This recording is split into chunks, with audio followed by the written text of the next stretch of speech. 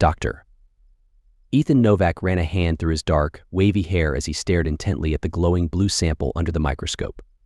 The hum of the intergalactic genetics lab filled his ears, but his mind was singularly focused on the task at hand. He had stumbled upon this DNA sample quite by accident during a routine expedition to a desolate moon, buried deep within a crumbling alien ruin. The sample had been perfectly preserved, as if waiting for him to discover it. Now, after months of painstaking research and experimentation, he was on the verge of a breakthrough that could change the course of human history. Ethan leaned back in his chair, his orange lab jumpsuit crinkling with the movement. The station's artificial gravity tugged at his muscular frame, a reminder of the immense distance between him and Earth. Out here, at the edge of known space, he was free to push the boundaries of science without the constraints of bureaucracy or ethics committees. A chime from the computer drew his attention. The sequencing was complete. With a few keystrokes, Ethan initiated the replication process. The machine whirred to life, its robotic arms moving with precision as it began to assemble the alien DNA strand by strand. Hours turned into days as Ethan watched the progress bar inch forward. He barely slept, surviving on a diet of stale coffee and protein bars. His dark beard grew scruffy and his eyes bloodshot, but he refused to rest until his creation was complete. Finally, after what felt like an eternity, the machine let out a triumphant beep. Ethan's heart raced as he approached the incubation chamber. With a hiss of pressurized air, the door slid open, revealing a sight that took his breath away. Lying on the padded surface was a humanoid figure, female in appearance. Her skin was a vibrant shade of blue, smooth and unblemished. Long, silky black hair cascaded around her shoulders. She was naked, her lithe form perfectly proportioned. Ethan reached out a trembling hand to touch her cheek. Her skin was warm, pulsing with life.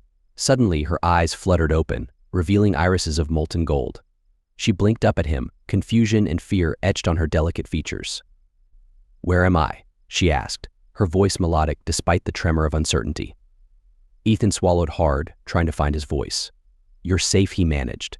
"I created you from an ancient DNA sample. You're on a space station far from any inhabited world." She sat up slowly, taking in her surroundings with wide, wondering eyes. "Created me? But why? For what purpose?" Ethan hesitated. In truth, he wasn't entirely sure. Scientific curiosity had driven him to this point, but now, faced with a living, breathing being, he felt a weight of responsibility settling on his shoulders. "I wanted to see if it was possible," he admitted, "to bring an extinct species back to life. But I swear I mean you no harm. I'll help you, teach you, protect you."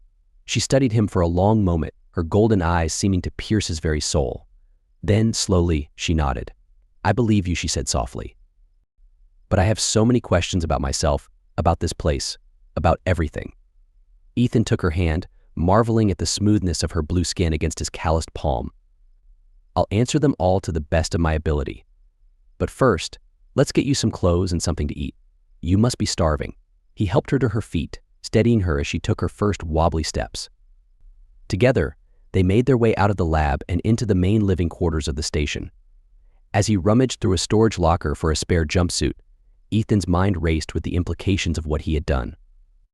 Creating new life was one thing, but what would happen when others found out? The intergalactic community had strict laws against genetic manipulation. If word got out, he could face severe consequences.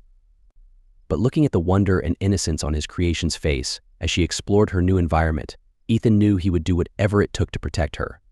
She was more than just a scientific marvel. She was a person with thoughts and feelings and a right to exist. "I need a name," she said suddenly, turning to face him. "If I am to be a part of this universe, I should have a proper designation." Ethan considered for a moment. "How about Nara?"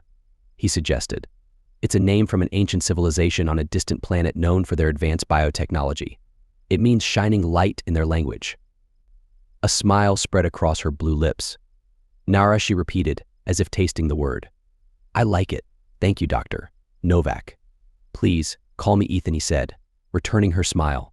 "We're in this together now, Nara. Whatever comes next, I'll be right by your side." Little did they know, as they shared that moment of connection, that forces beyond their control were already conspiring against them. Word of Ethan's forbidden experiment had leaked, and powerful entities were mobilizing to contain the situation by any means necessary. For Ethan and Nara, The adventure was only beginning. In a universe filled with danger and deception, the odds were stacked against them. They would need all their courage, intellect, and humanity to survive the trials ahead.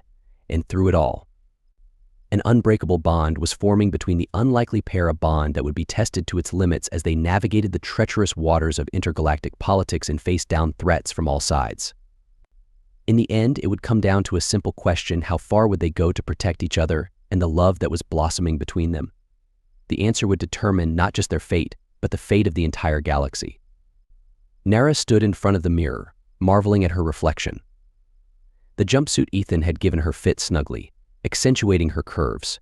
She ran her hands over the smooth fabric, still getting used to the sensation of touch.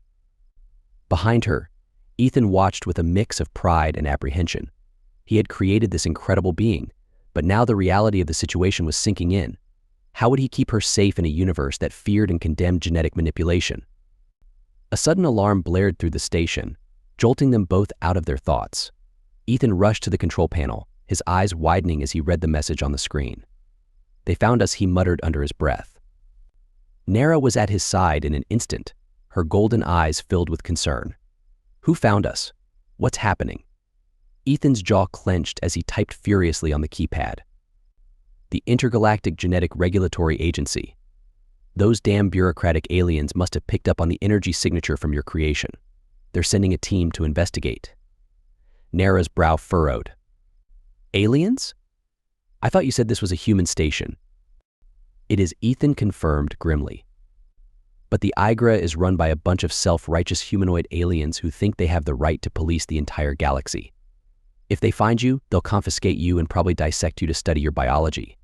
And I'll be arrested for violating their precious gene manipulation laws." A flicker of fear crossed Nara's face, but it was quickly replaced by determination. "Then we have to leave, right? Get away before they arrive." Ethan nodded, already formulating a plan. "There's an emergency escape pod in the lower levels.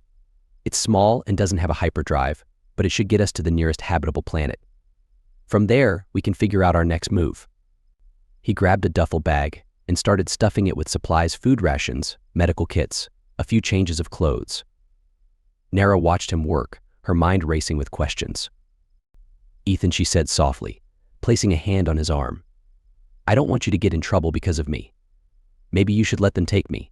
Ethan froze, his eyes locking with hers. "No," he said firmly. "I'm not letting anyone lay a finger on you, especially not some alien with a god complex. You're not just an experiment to me, Nara. You're something more." He couldn't quite put a name to the feeling that swelled in his chest when he looked at her, but he knew he would do anything to keep her safe, even if it meant becoming a fugitive from the law. The sound of a ship docking echoed through the station, spurring them into action. Ethan zipped up the duffel bag and slung it over his shoulder, then took Nara's hand. "Stay close to me," he instructed as they hurried out of the living quarters and into the winding corridors of the station. "And if anything happens, if we get separated, just keep heading down." "The escape pod is on the lowest level." Nara nodded, her grip tightening on his hand. Together, they raced through the maze-like interior of the station, the sound of booted feet and shouted orders growing louder behind them. They were almost to the elevator when a group of armed men in black tactical gear rounded the corner ahead of them. But these were no ordinary men. Their features were subtly alien, with ridged foreheads and pointed ears peeking out from beneath their helmets. "Freeze," the leader barked, leveling his weapon at Ethan's chest. His accent was strange, his words clipped and harsh. "Step away from the genetic abomination." Ethan's blood boiled at the slur, but he forced himself to remain calm. "She's not an abomination," he said evenly.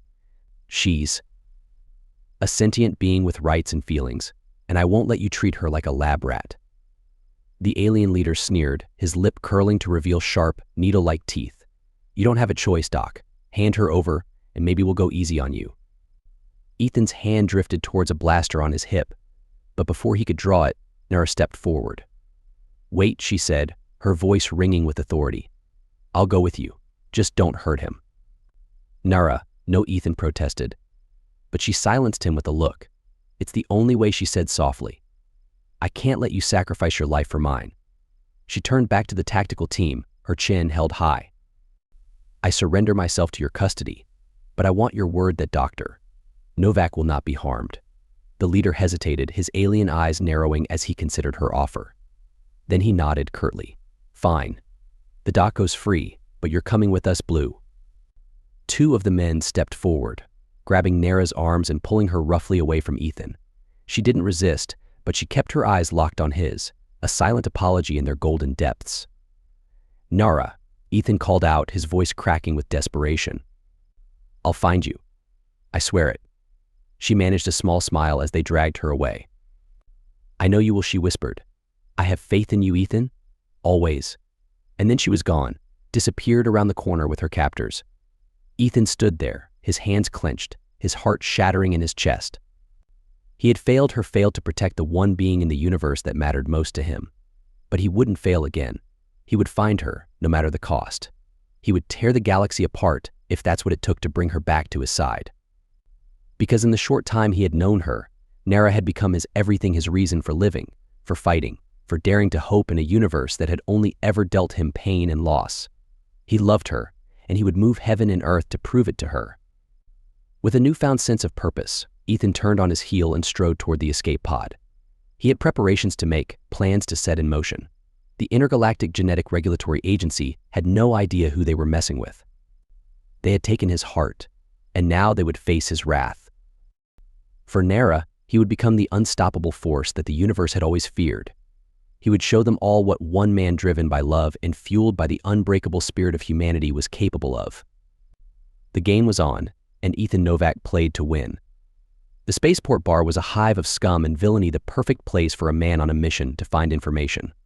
Ethan sat in a shadowy corner booth, nursing a glass of cheap whiskey and keeping a wary eye on the other patrons. He had been tracking Nara's captors for weeks, following a trail of bribes and threats across a dozen star systems. Now, finally, he had a lead, a contact who claimed to have inside information on the Igris secret research facility. The contact slid into the booth across from him, a hooded figure with a face obscured by shadows. You got the credits? They asked, their voice a raspy whisper. Ethan nodded, sliding a data chip across the table. Half now, half when I have Nara back safe. The figure pocketed the chip with a grunt. The facility is on a small moon in the Zeta Quadrant, heavily guarded, state-of-the-art security. Your girl is in the high-risk containment wing. Ethan's heart clenched at the thought of Nara locked away, subjected to who knows what kind of experiments and tortures. How do I get in? The contact leaned forward, their breath sour with the stench of cheap booze. There's a supply ship scheduled to dock in 2 days. I can get you on board for the right price. Ethan didn't hesitate. Name it. A few hours later, he was gearing up in the cramped quarters of the supply ship, checking and double-checking his weapons and equipment.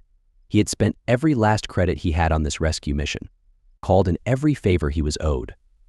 There would be no second chances. The ship shuddered as it dropped out of hyperspace, the small moon looming in the view screen. Ethan's pulse quickened as he saw the imposing structure of the research facility, its gleaming metal walls bristling with gun turrets and sensor arrays. Stick to the plan, the contact's voice crackled over his earpiece. Get in, get the girl, get out. And don't forget my cut. Ethan rolled his eyes as he slipped on his helmet, the HUD display flickering to life. Yeah, just make sure that diversion is ready when I need it. The supply ship docked without incident, the Igra guards barely giving Ethan a second glance as he slipped out amidst the bustle of unloading cargo. He moved quickly and quietly through the facility's sterile corridors, following the map he had memorized. High-risk containment was deep in the bowels of the facility, guarded by layers of security checkpoints and patrols. But Ethan was prepared, his skills honed by years of covert ops training in the Terran Special Forces. He took out the guards silently, one by one, his movements precise and lethal. The high-tech gadgets he had acquired proved their worth, shorting out cameras and hacking door locks with ease. Finally, he stood outside the door to Nara's cell, his heart hammering in his chest. He punched in the override code, his breath catching as the door slid open with a hiss. And there she was, huddled in the corner, her blue skin marred with bruises and her golden eyes dull with pain and exhaustion.